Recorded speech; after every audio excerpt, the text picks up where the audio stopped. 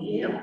All right, well, thank you, everybody who's here for Faith Function in person and online.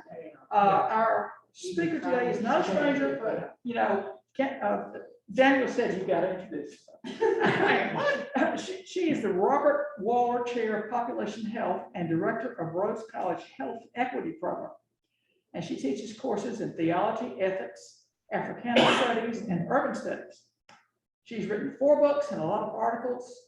Her research focuses on the relationship between religious belonging, social inequalities, and health. And she's an avid cyclist who probably bicycled over here this morning. I actually didn't. She lives in downtown Memphis with her spouse, Matt, and their dog, Argos. And she is going to talk today about Ecclesiastes and Proverbs. Now, I would say to everybody, if you got the email that announced this class today, great. If you did not, be sure and email us so that we have it for future references. Dr. Hotz, the floor is yours. Well, hi, everybody. It's good to be back with you. Nice to see people in person. I've been teaching hybrid this semester, so I'm sort of used to this, except normally I'm having to look at a screen with some students and a classroom with others. It's very disorienting. So I keep thinking eventually we're going to come to a point in the pandemic where everything's not disorienting, but that hasn't happened yet. So I'm really glad to be back in person with you. Glad to see you. Hey, come on in. Let's take a moment to center ourselves in prayer.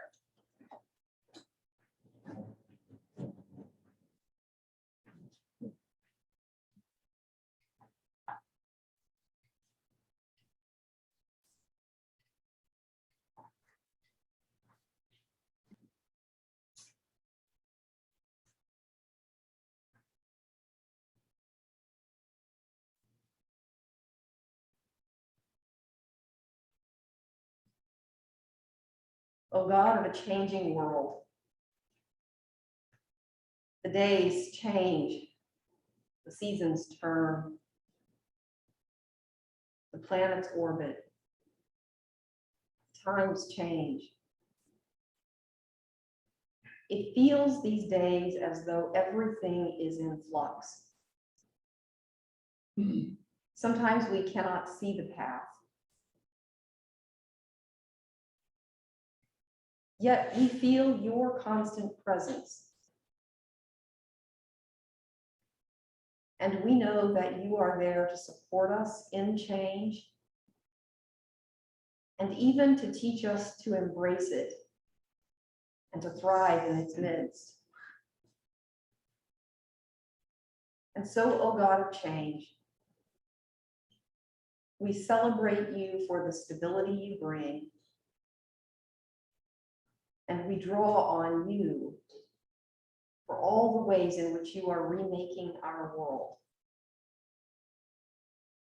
Be with us now as we come to know each other better, as we come to know the Bible better, and in doing those 2 things, as we come to know you better. All this we pray in the name of your Son, the Lord of the changing world, Jesus Christ. Amen. Amen. All right. So today, we're going to start with a prayer about change and then say we're going to do something that's the same. I feel 100% confident that we have looked at Proverbs and Ecclesiastes together in a previous occasion in this class. I'm counting on 2 things. The first is that you have forgotten that or forgotten enough of it that this will still be a productive time, right? And second, I'm counting on that revisiting old texts, old stories is productive in itself, that we see something different than we did when we saw it before. And if not, I suppose I'm counting on a third thing, that you will humor me for the next 45 minutes. So we are going to look at Ecclesiastes and Proverbs together. And I've got half the Bibles open to Proverbs and half to Ecclesiastes, just so it's easy to find your spot. And if you're open to Ecclesiastes, you might like put a little bookmark or something in Proverbs so that you can just kind of flip back and forth between the 2. pretty easily. They're right next to each other, so they're easy to find. I was teasing with Minna earlier. If Fred Watkins were still with us, he'd be insisting on a page number, and I'd be telling him it's right after Proverbs. So I'm a big believer in learning the order of the books. I think because I was forced to do that as a child, I'm sort of like, no, I'm not giving you a page number. Yeah. Okay. So first, let's just get ourselves oriented. And you know what I'm going to do, right? Like, you know, it's going to be context, context, context. So to make sense of what's happening here, we have to know when it was happening, when it was written down, and then we have to know something about our own context, because our context will shape the horizon of meaning possible for us in those other two contexts. So quick background. First, the when it happened is really complicated in these two texts, because these are collections of wisdom sayings. And so there aren't events being recorded here. But at least in the case of Proverbs, what we have is folk wisdom that would have accumulated really over the history of Israel. And so that's the when it happened is kind of like you're seeing long-standing cultural traditions. Now, the when it was written down is going to be most pertinent for our conversation today. And actually, in most biblical texts, I think when it was written down tells you more about what it means than when it happened did. So that's kind of my assumption going into this. These are both written down in roughly the same period. So that folk wisdom is compiled, edited, put into a format that's almost like a textbook, almost like something you would deliver to students at, say, about the college level when they're thinking about what is a good life? How do I want to live my life? This is the post-exilic period. Okay, so we are after the elites have returned from Babylon. Everybody remembers that, right? Right. We are probably living not just in Jerusalem, but throughout the diaspora. So when the exile ends, it's not like everybody just goes back to Jerusalem and reestablishes Israel/Judah. Instead, we can now even start talking about the Jewish people and not just talk about the religion of Israel. The people begin to spread out all throughout the Near East, throughout what is very quickly becoming the Greek world. We're not quite to the period of Alexander the Great, but we're definitely getting there. And so what we've got is more of a kind of global metropolitan feel about what it's like to live a good life when you are blended in with people from all over the world who speak different languages, who have different values, who follow different customs. And we're also in the period when we've got the development of rabbinic traditions. And so because people don't just think of their religious identity as centering on temple worship, in fact, you'll find in Ecclesiastes and Proverbs almost no mention of temple worship. That's just not a central way people think about their identities anymore. It's not all about Jerusalem anymore. Being the chosen people of God is now more about ethical monotheism than it is about following the right rituals. And so you get a point where maybe you're living in Egypt. Maybe you're living in Greece. Maybe you're living in Asia Minor, modern day Turkey. And you've got a community of people who worship in the way that you do. You've got a community center, that's called a synagogue. You're gathering on a regular basis, and your children are getting to the age where they need like formal education and they need a spouse, right? And so you're thinking about how do you communicate my values to my kids, to be honest, so that they marry the right girl, because this is an education for boys. And so at Rhodes, for a decade and a half now, I've taught a course called Search. It's the search for values. And then another one called Life, which does the same thing. This, if y'all went to college, you probably had a course like this. This is a course where you read the great literature of your civilization and you ask, how did my values get shaped? and what is a good life, right? And so you're reading Plato and Aristotle, and you're reading the Bible, and you're thinking about how does this great literature shape me, and who am I? That's what you go to college for, is partly to ask, who am I, right? So you send your kid to the equivalent of university. I'm being a little anachronistic here, but not too much. And they've got an option to go to a couple of different professors.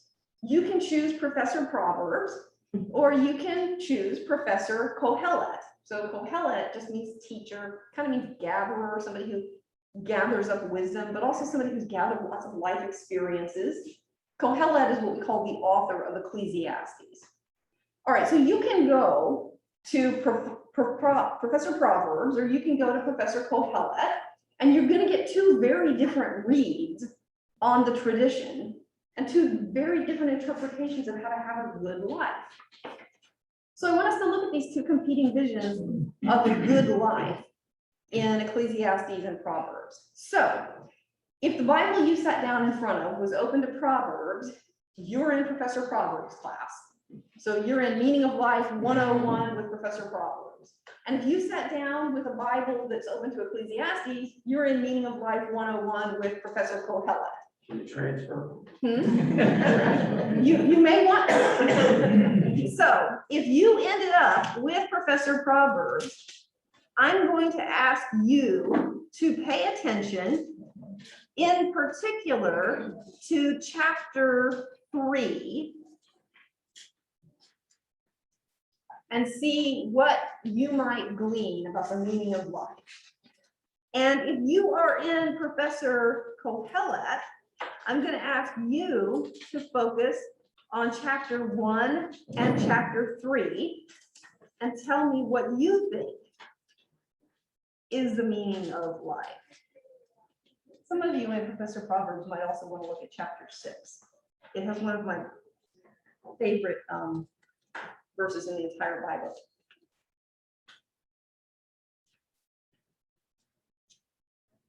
Oh, if you're on Zoom, I left you out. Just pick randomly.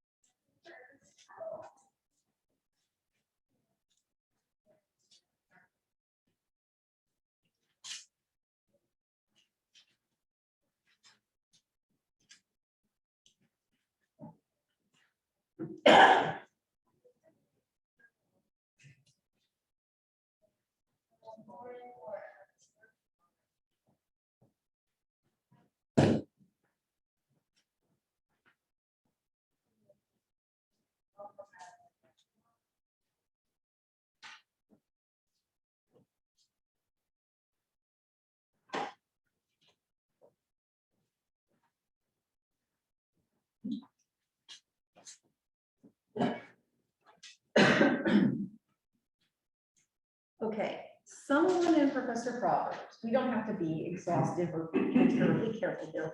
Pull anything that jumped out at you, like, oh, this is the kind of thing Professor Proverbs might teach.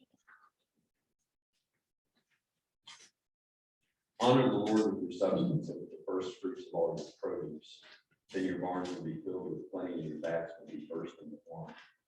Okay, give us chapter verse. Chapter 3, verse 9. Chapter 3, verse 9 and 10. And it just jumped out at me because it talked about, it seems as if there's a reward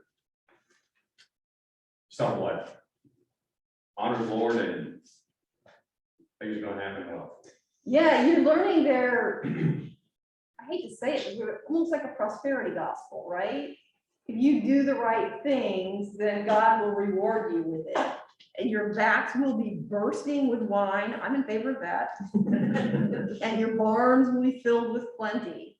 So there's this very clear it's individual. If I do the right thing, I get the right rewards. You might remember earlier in Israel's history, we've got much more of a collective vision. If the people don't honor God, then the whole people suffers. And if the people honor God, then the whole people benefits. This is much more individual. My barn is filled, my vats are bursting, okay? What other kinds of things might you learn from Professor Proverbs? Anything that jumps out at you? Yeah. Happy are those who find wisdom and those who get understanding, for her income is better than silver and her revenue better than gold. Yeah. What are you learning there? I don't think it's pointing into more eternal values than those of just collecting, accumulating. Yeah, a good life is not just that your vats are bursting with wine, that helps, but also that you're gathering wisdom, understanding, and to some degree, those things are better than gold. But keep reading, just let's say one more verse.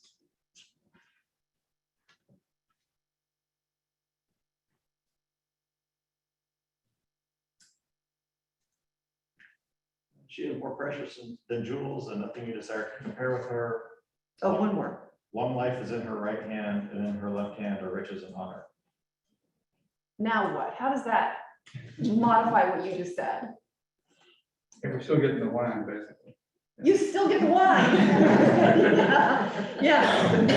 Wisdom and pleasure and the sort of sense of a good life are better than riches. But you still get them. You still get the riches. Yeah. And it's interesting, it's long life and prosperity, right? There is this sense that if you had to choose between happiness and wealth, you should choose happiness. That the wisdom will make you happy. But if you choose that, then you also get the riches. You get both. Okay.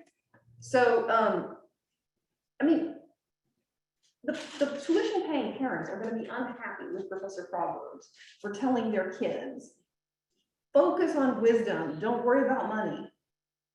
Right? Like that's not why I send my kid to college, tell them to get the money. Right? And so there is this sense that, but when you focus on these good things, the other good stuff follows, right? You also get the long life and the wealth. Okay. Anything else from Professor Proverbs?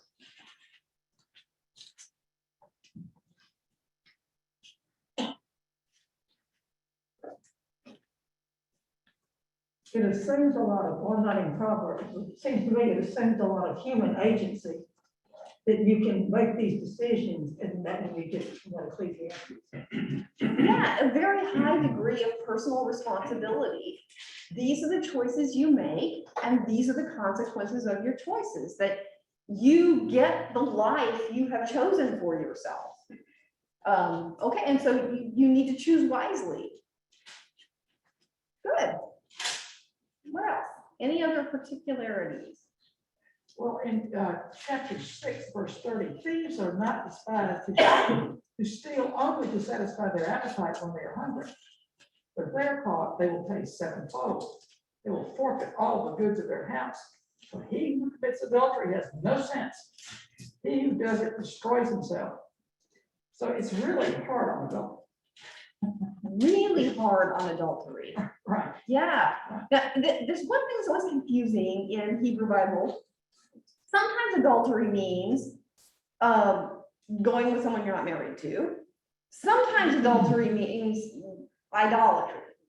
So there's this strong sense that Israel is married to God, and to worship another God is to commit adultery. So idolatry, and I'll start saying those backwards now because the words are too close. Idolatry and adultery are sometimes interchangeable. So there's this sense that if you worship other gods, if you betray your religion, you will also betray everything else. But it's also true that there's a sense that, like, whether you honor your marriage is a pretty good test of whether you will honor all of your other life promises. And so you can almost take religious devotion and marital devotion as interchangeable with each other in Proverbs. But yeah, really hard on adultery. Yeah, and idolatry. Okay. Couple of, I'll give you my favorite verse. This is chapter 6, verse 9. How long will you lie there, O lazy bones? When will you rise from your sleep? A little sleep, a little slumber, a little folding of the hands to rest, and poverty will come upon you like a robber, and want like an armed warrior. Okay, what? Work ethic. Work ethic, right? Get up early in the morning, get your work done, get at it. It's a strong sense of a work ethic. That if you just relax too much, you're gonna end up in poverty. And it's gonna, if you're in poverty, it's gonna be because you're lazy. There's a pretty strong sense here that if you're wealthy, you worked for it, and if you're poor, you didn't work for it. Okay, I'm getting less happy with Proverbs. We're still on the drop ad here, so you can switch professors, right? Okay, now let's take a look at chapter 5, because here's some of the heart. Proverbs spends a lot of time on this. Did any of you ever see, this used to be popular, people would give this to, like as a wedding gift. There'd be like a framed thing with the properties of a good wife, and it came from Proverbs. You ever seen these? She gets up early and she makes breakfast and she, you know, no, I mean, it's actually in there. So this is Proverbs. So chapter 5. My child, be attentive to my wisdom, incline your ear to my understanding, so that you may hold on to prudence, and your lips may guard knowledge. For the lips of a loose woman drip honey, and her speech is smoother than oil. But in the end, she is bitter as wormwood, sharp as a two-edged sword. Her feet go down to death. Her steps follow the path to Sheol. She does not keep straight to the path of life. Her ways wander, and she does not know it. One of the funniest things in here is when you come down to verse 15, and it says, drink water from your own cistern. What does that mean?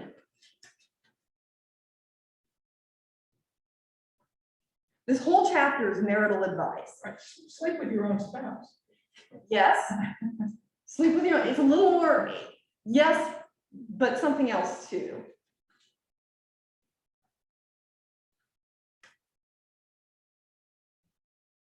Stay within your own religion. Stay with your own religion.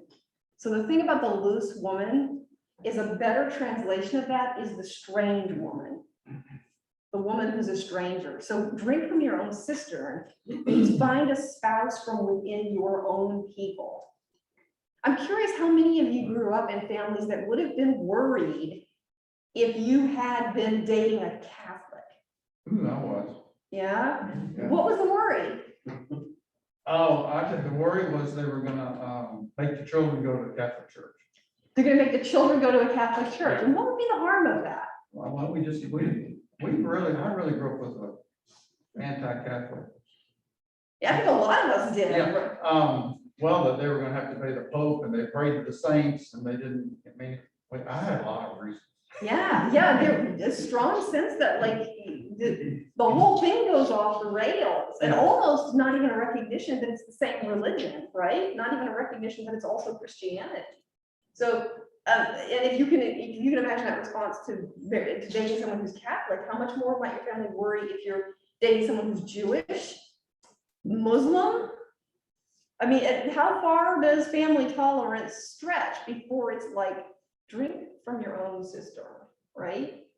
Now, in my family, I think it would have been fine. I grew up Methodist.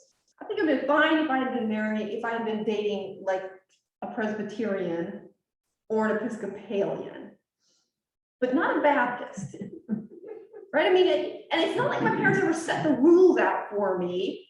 But I had a sense that there were these boundaries on who's like us and who's not. And it wasn't a problem to be friends with people across the spectrum. The question was, who would you date? Who might you marry? That was a different level of how much of us they need to be. I'm trying not to make my family sound intolerant. I don't think that's it. But, I mean, you grew up in the 70s and the 80s in rural Indiana, and you're gonna have some boundaries on what seems like is part of the family. Yeah. So in a non-denominational world in this time, explain how that was an issue, when everybody seemingly was Jewish or. Well, remember, where are you living? Where are you living if you're going to Professor Proverbs? Well, I guess Jerusalem or the outskirts of it. There's the assumption. This is diaspora. Then are we still worried about the tribes and? No, in fact, tribes are gone. Like, you're Right. either from Judah or you're not. Okay. So there might be some distinction in the first century between Galilean Jews and Southern Jews around Jerusalem. That had to do more with rural, urban than anything else. If you're reading this, well, let's start with what social class are you? Literate. You're pretty rich because you have barns. You're literate, you're. You're pretty rich because you have barns. You have barns, right? You have vats. There's lots of advice here about who you would and wouldn't get a loan from, or who you would or wouldn't give a loan to. There's a strong sense that you've got some capital to work with here. So this is upper class. And so drinking your own cistern might have as much to do with class as anything else, but it's also diaspora. And so you're living in a world surrounded by respectable pagans, right? You're surrounded by Seleucids, Egyptians, Greeks, eventually the Romans, and you're establishing around the Mediterranean Jewish community centers, synagogues, in non-Jewish contexts. So a lot of this draws on Egyptian wisdom literature. So it could have been like a community in Alexandria. So, I mean, for crying out loud, they're worshiping cats, right? But they're respectable. They're people you're in business with. You're making loans, you're taking loans, you're trading, you're growing crops, you're going to market.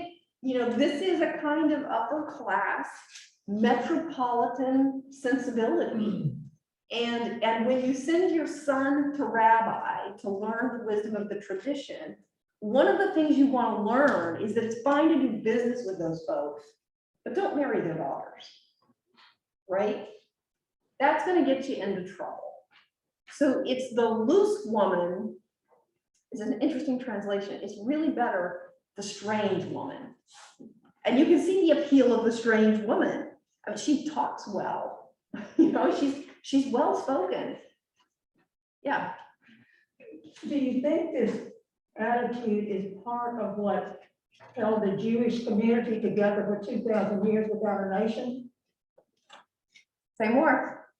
Without a I mean, Why for would that 2,000 be? years, well, for 2,000 years, they didn't have a nation. It's just remarkable that they were able to hold together in these little communities throughout Western Europe, the Middle East, North Africa. Absolutely. One of the things they learned in exile is that the only way you keep yourself from disappearing from history is to keep yourself distinctive. Now, this, I think, is a lesson we need to hear, because I'll tend to be like, I'm pretty irritated with Proverbs about lots of things. I would have dropped this class and gone across the hall to Ecclesiastes. But, because it's a very conventional wisdom, right? This is how you win the game. But it's also recognizing that if I don't keep what's distinctive to my community, it'll just get washed out. It'll melting pot, right? We talk about the melting pot. I think about my own ancestors. It's funny, I've been talking for decades about this idea that my ancestors were these Germans who came to the US in the late 19th century. There was a potato famine. That's because Hotz kind of sounds like a German name. And because pretty much everybody in the region I grew up with was German. Now, it turns out that might not be true. My sister's been doing our family tree, and it turns out we might be Scottish or something. So that's completely irrelevant because like nobody's taking German away from me, right? It's a cultural identity. Okay. Back to the story, right? They come to the US, they settle in a German heavy area. I mean, you know, it was German township, right? And they worshiped in German, they spoke German at home, their shops, you know, you interact with people in German. First World War comes around, you know, just 30 years later, and you speak English in the schools. You might still worship in German, but you're not interacting in German on a regular basis. Second World War comes around, German disappears from public discourse. Kids might understand it when they hear it, when grandma talks it, but they don't necessarily speak it. By the time I'm in high school, you had to learn German in high school, as though it was a completely new language, right? And being German meant we really like beer, right? That's what it comes down to. So, and it's totally unrecognizable if somebody from Germany visited the US and came to Southern Indiana, they'd be like, this is not German, right? Okay, that's what they're worried about. They're worried about assimilation. That if you just stop speaking your language, if you stop wearing distinctive clothing, if you start intermarrying, it's not long before you just don't exist anymore. And that's happened to so many populations over the centuries that it seems to me like a really realistic estimation of the risk. That's what happened to the 10 northern tribes. You know, when we talk about the 10 lost tribes of Israel, we don't mean they took a wrong left turn and couldn't find their way back. We mean they assimilated after the Assyrian Empire. They just disappeared. In fact, they're probably modern day Palestinians, right? So when we think about the risk Proverbs is facing here, he's thinking about just what you said. How are we going to keep ourselves distinctive? We're a tiny, powerless minority. And one of the ways we're going to do that is by drinking from our own cistern, right? And so you keep kosher law, not because there's something inherently immoral about eating shrimp, but because we are people who don't eat shrimp, right? You speak this language, you go to the synagogue, you have these business practices, these are all, and you marry in your group. And all of these are ways of surviving. Roughly the same time period, a little bit earlier, you have the composition of the book of Ruth. And that's a place where you see a very different perspective on intermarriage, right?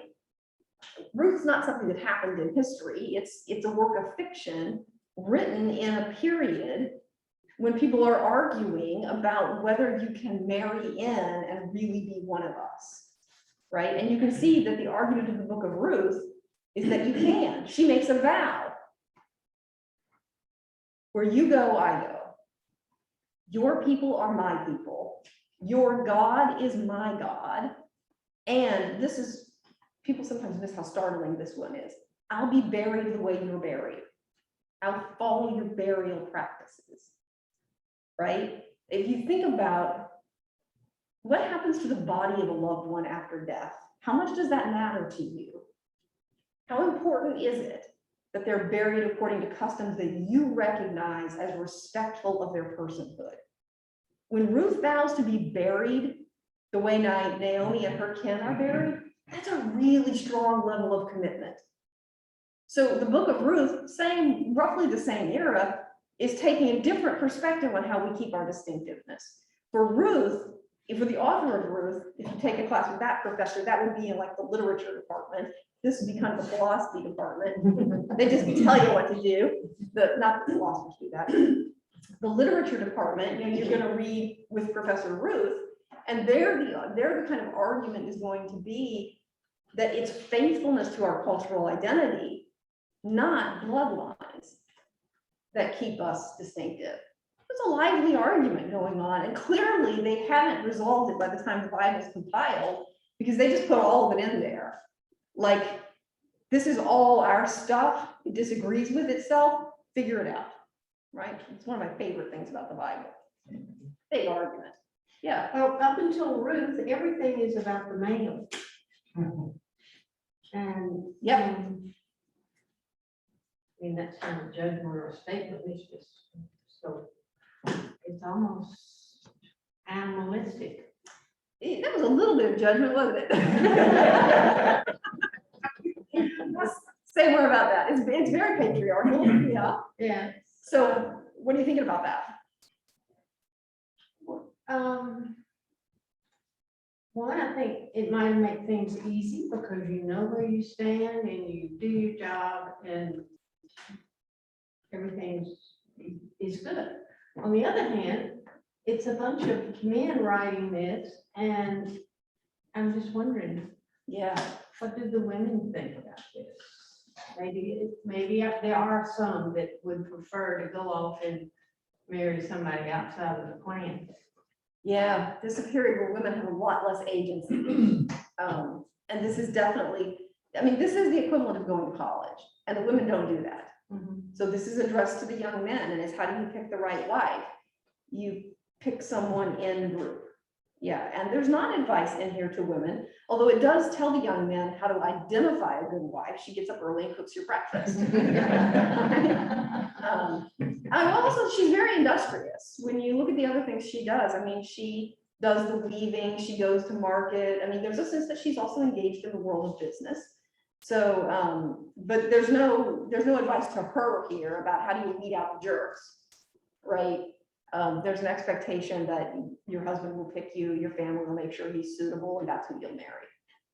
Yeah, it's patriarchal. There's no question about that. Ruth's different. I mean, like, she has her own agency. And Proverbs might say, yeah, and that proves the point, right? Because Ruth goes and seduces Boaz. So if you haven't read that story in a while, like, she sneaks in after dark, she gets under the covers with him, she snuggles up with his feet. You know, feet is a euphemism for genitalia, right? So Ruth seduces him, and Proverbs might go, see, loose woman, right? Is this really what we want for our young men? Okay, and Boaz is like, yeah. Okay. Oh man, I hope this is not recorded, because yeah, it is. Nice, Kendra, nice. Yeah. Let's look a little bit more at women. So this is chapter 9 of Proverbs. You gotta make sure we have time for Ecclesiastes.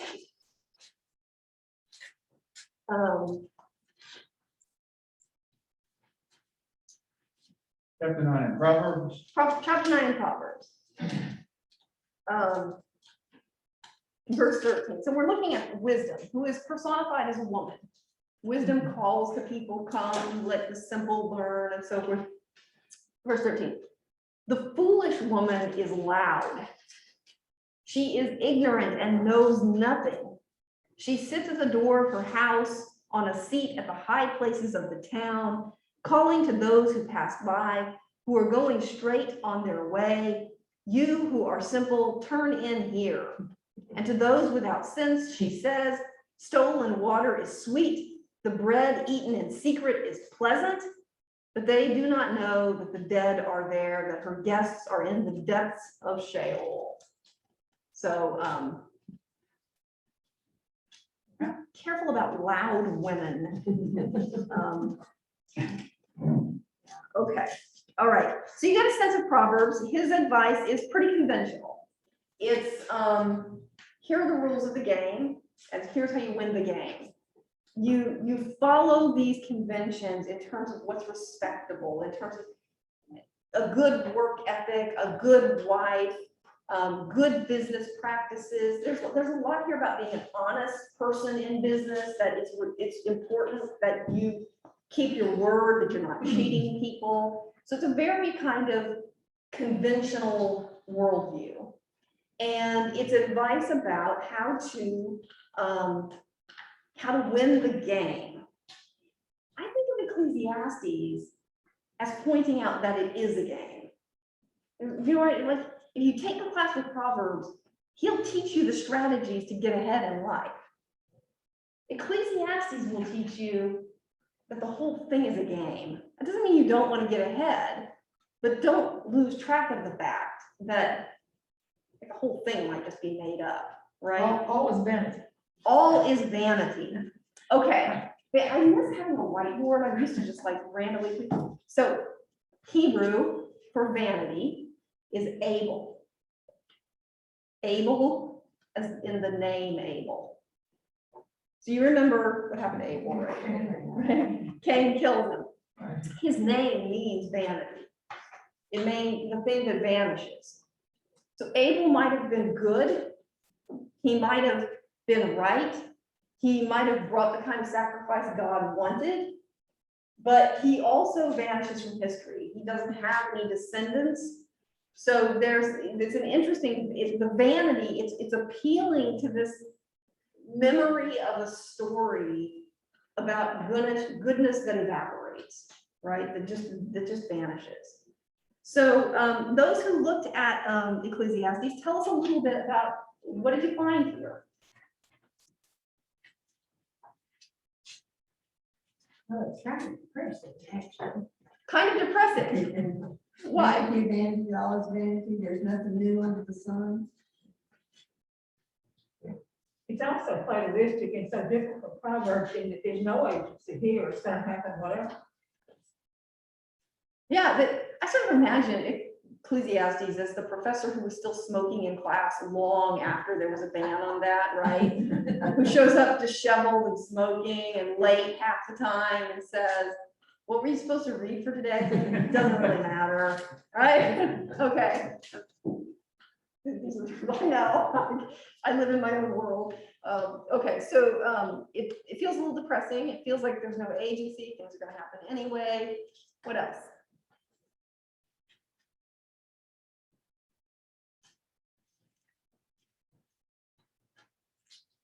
What's this person like? What if his life experience has been like?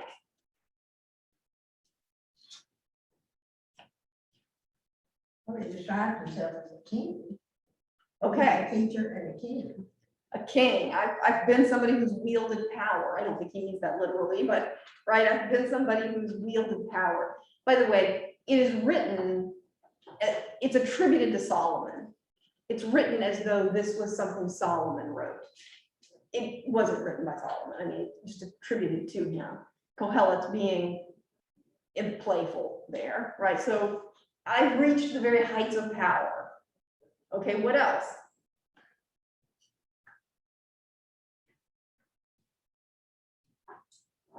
What did I get out of that, by the way? I reached the very heights of power, and what did I get out of it?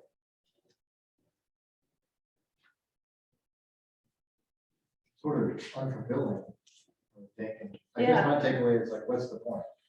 Yeah, that didn't make my life meaningful. I reached the heights of power, and that didn't make me a big shot. It didn't make me worth something.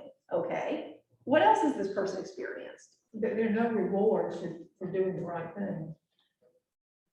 Doing the right thing is not a reward in itself. There's just no guarantee that if you do the right thing, you're going to be returned with wealth, adulation. People aren't going to praise you for doing the right thing. Okay.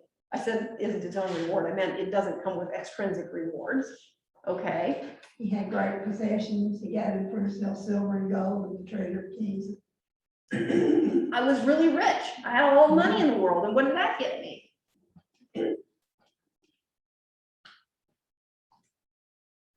Worked really hard, accumulated some stuff, but he was just gonna have to leave it to his kids and they don't know anything.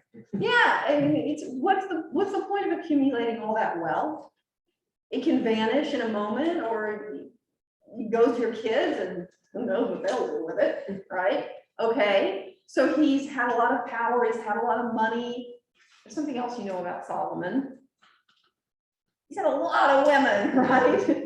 Right, and Ecclesiastes is sort of like, I tried that too. So now you sort of imagine him like the ex-hippie professor who's like, I did the sex, drugs, and rock and roll thing, and that didn't work out. You know, it didn't that didn't make me happy. I didn't achieve these great things and feel like, oh, now I understand the meaning of life. What he's looking for is something that makes life intrinsically meaningful. And he's not finding it in any kind of outward accomplishment. So this is somebody with a lot of achievements, right? Somebody who had a lot of power, had a lot of money, who married right, who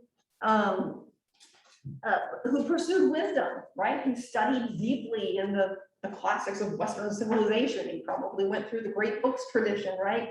And he keeps coming back to, that didn't work. That didn't feel meaningful to me. Now, does this feel depressing? Really, to me, this feels refreshing. Like, oh, thank heaven, somebody else has that sense. Like, you know, it's not like I'm going to stop trying to do good things, but I'm also recognizing that all the work I do isn't necessarily going to turn back around and go, there you have it, Kendra. Now you've arrived. You've got the meaning of life.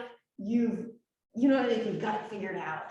Okay, maybe that's just me. But to me, it feels refreshing to have somebody say, I tried all of that, and I still don't feel satisfied, right? You can strive and strive and strive, and that doesn't quite get you there. And then after all of this, you come to this poem that we read at funerals. Now think about that. You're reading Kohelet, who sounds depressing and keeps telling you, I tried this, that was vain. I tried that, that was a waste of time. I achieved this, that was no good. And then we read this at a funeral. So far, you might not be thinking this is what I want to hear at a funeral, right? But then look at chapter 3.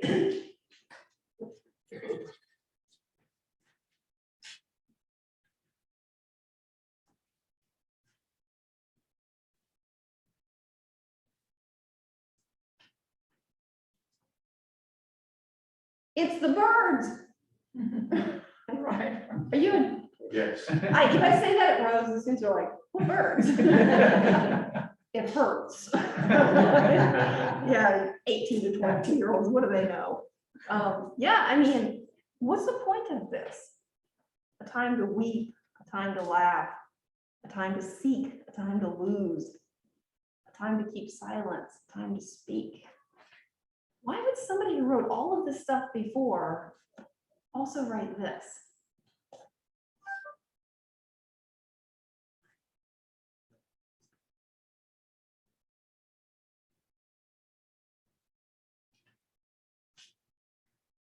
These are not materialistic endeavors. These are emotions, these are effort, this is. It's hard to describe. Yeah.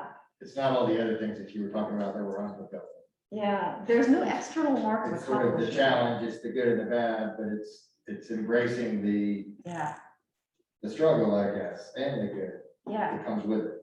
Yeah, it's not, earlier we were getting like, I did well in school, I got my degree, I got my job, I got married, I had the family, I got retired, and none of that feels. Right, it's sort of enjoying the process as opposed to the outcome.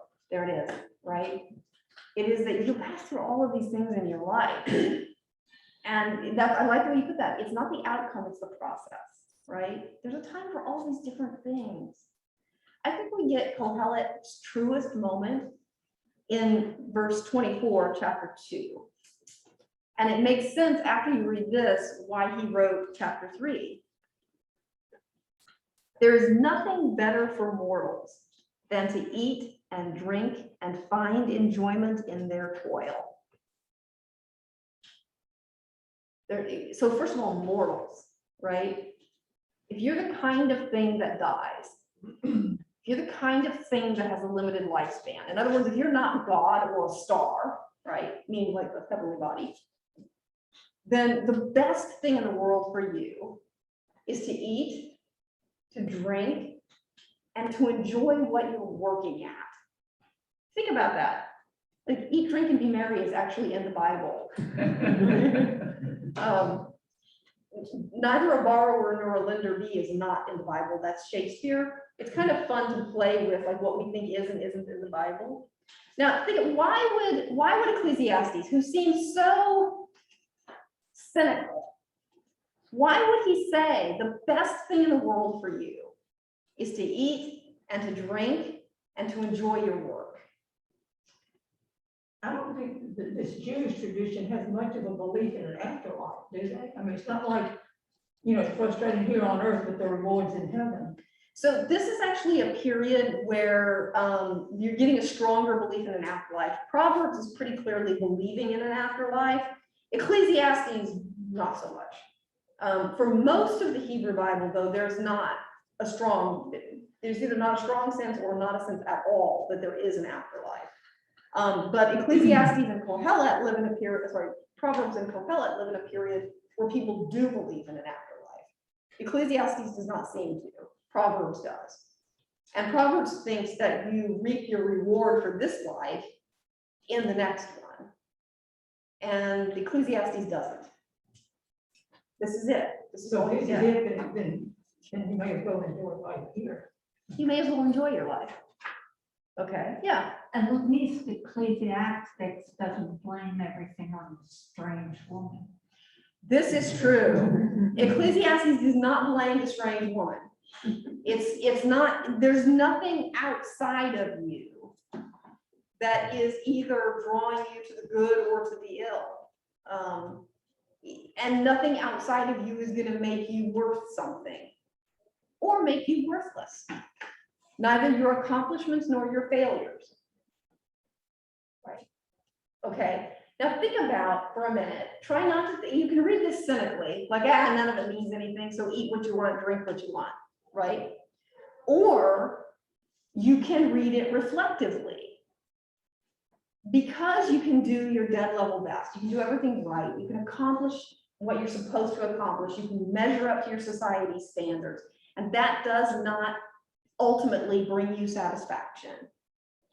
What could be better then? To enjoy the life you have, to relax in the moment of it, to eat good food, to drink with friends, to enjoy the thing you're working at. Not because you're going to get rewarded for it, not because it's going to make people say, wow, look at that guy, but just because it's an enjoyable thing to do. Like, you ever get lost in labor? Like I don't know what it can be. I do this riding a bike, right? I just get lost in the bike ride and it can start to feel effortless. Or I'm reading something and I get completely engrossed in the idea. There's a sense in which you get satisfaction, not me anyway, not because I finished the thing and I get the reward, but because the task itself seems rewarding. Or the relationship itself seems rewarding. Like chopping vegetables. Oh, I would not have thought of that. Not cutting off your finger while you do it. Not cutting. Okay, see, I would never have thought of that, but chopping I mean, I vegetables. had that experience. Yeah, just doing that well, right? Okay, yeah, Matt is the cook in our family for very good reasons. I'm not coordinated. I can only do one thing at a time, and apparently you can't cook like that. So yeah, and he'll have the same experience that you like the sounds and the smells coming through the kitchen. He's just utterly lost in it. Okay, does that feel like? I'm trying to figure out if that like resonates, because some of you might drop Kohelet and go across the hallway. You're still in a drop ad period. You can go to Proverbs if that feels like better. And now I've been all judgmental about it, so sorry. But what Ecclesiastes is trying to get is the sense that you're not going to have a satisfying life because other people credit you with having done it right. You're not going to have a satisfying life because you checked all the right boxes, you graduated from the right college, unless it's Rhodes, then it's totally going to be a satisfying life. Because you went to the right college, because you majored in the right thing, because you picked the right career, because you married the right woman, because you had 2.5 beautiful children, right? You're not gonna check the boxes and have a satisfying life. None of that will ultimately be what's satisfying. For Ecclesiastes, you're gonna have to find the satisfaction in the moment, right? That's a very different kind of perspective. He's not saying don't play the game. He's not saying don't win the game. He's just saying it is a game. And don't judge your worth based on something so artificial. right? Yeah, If you pardon the sports analogy, it's like a season. The season is the fun part. Everybody wants to win. yeah, The goal is to win. But if you get lost in the fact that if somebody's gonna lose, right? At the end, there's Yeah. only one winner. Yeah. And if you lose the fact that, hey, this was a fun season, yep, ups, downs, Yep. challenges, triumphs. yep, But at the end, you didn't win. It wasn't not successful. Yeah. But today's standards, it's a lot that way that it isn't successful. You don't get all the way. yeah. You missed the ride. Yeah, I think one of my earliest moments identifying with Kohelet is exactly on that point. I was 17 years old, 1987, and Indiana University won the NCAA basketball championship. And they won it in the last second. Jump shot, Keith Smart, I was like, and the whole season I had just been completely engrossed in this. Oh my gosh, we're clawing our way back. And then we won, and it was ecstatic, and we're jumping around, and we're shouting, and we're so happy. And then it's like, oh, the season's over. It's over, those guys never played. They get No, yeah, it's over. And if we had lost, we would have been, oh no, this is terrible. I can't believe in the last second we lost the game. Blah, blah, blah. And then it was, oh, it's over. Yeah, you know, that sense that if you win, and they win, and they put the banner up at Assembly Hall. Oh, I think Assembly Hall didn't exist anymore. I think they knocked it down.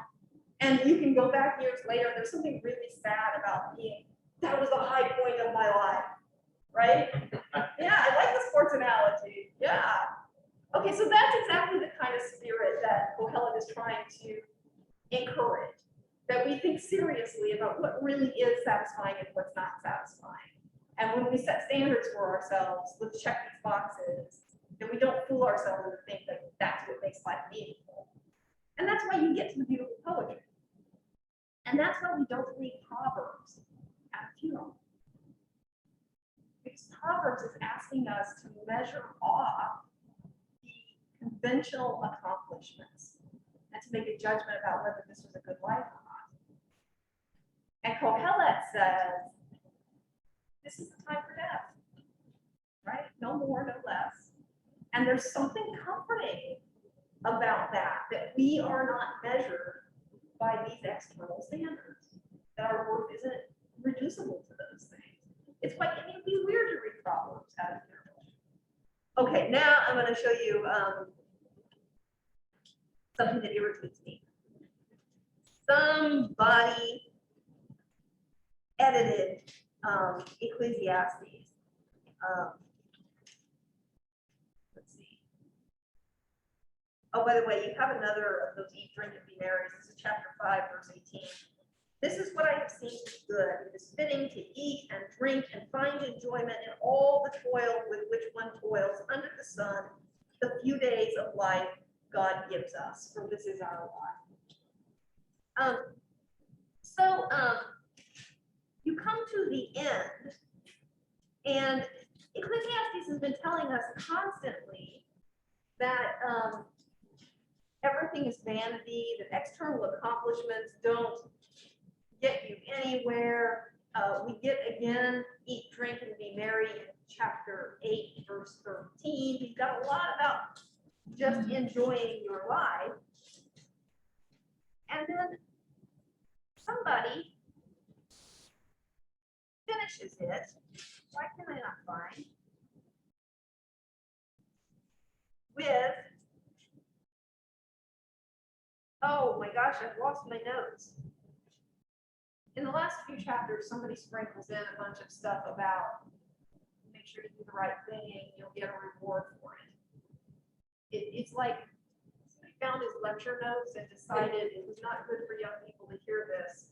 And so they sprinkled in some advice about that you get rewarded if you do right things. And this is embarrassing, but right this moment I can't find the particular.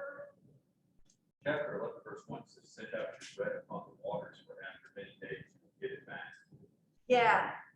So nobody knows what that means. Yeah. There's actually a song, bread upon the waters, you know that? Nobody actually knows what it means.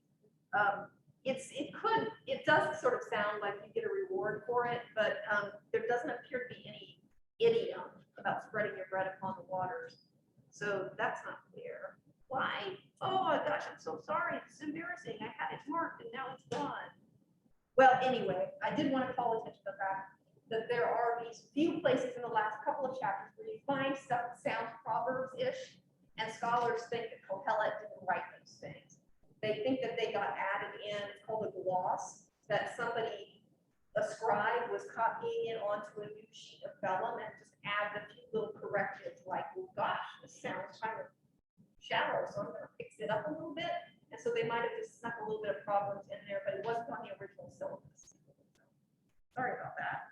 Okay, we are running over. So what I want to see today is just that we got this dispute in this post-exilic period about how to measure a good life and about how to live in a way that's respectful of the world God's made. And Proverbs has a pretty conventional perspective on that. And I think a lot of times in church, we don't talk about this very non-conventional perspective. That it's not as though Ecclesiastes is telling people to throw their lives away. Not saying none of it means anything. Only saying, don't count on those conventions to bring you satisfaction. That you have to find the work itself satisfying, or you're going to end up cynical and disillusioned. So the path to avoiding disillusionment for Ecclesiastes, ironically, is to embrace the fact that all of those external standards are vanity. And you have to find something intrinsically good about your relationships. You have to enjoy the food you're eating, the friendships you have, and the labor itself has to be its own reward. Because for Ecclesiastes, there's not another reward. Okay, thank you, everybody. We're going to come back next time and talk about food in the New Testament.